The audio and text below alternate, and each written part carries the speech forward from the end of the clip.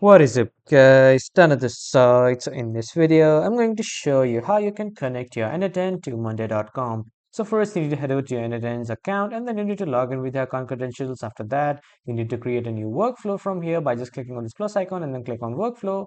After that, here you will see the plus icon. Simply click on that plus icon and then search for monday.com.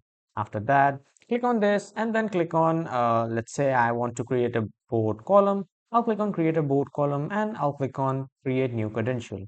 After that, here you can see you have the option to insert the token v2. So to get this token, you just simply need to head over to the developer center of monday.com. So when you open the website or the application of monday.com, here on the right side, you will see a profile. Simply click on it and then click on developers.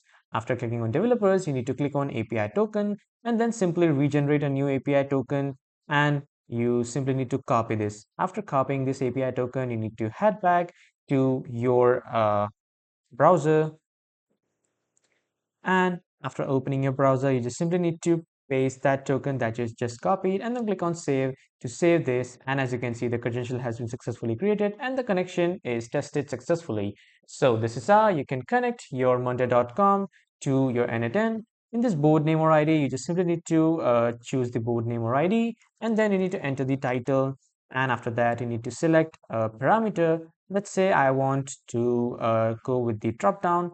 I'll click on this and then I'll click on execute step to execute it, and then your monday.com will be connected to your n8n. So that was all for this video, everyone. Thank you for watching.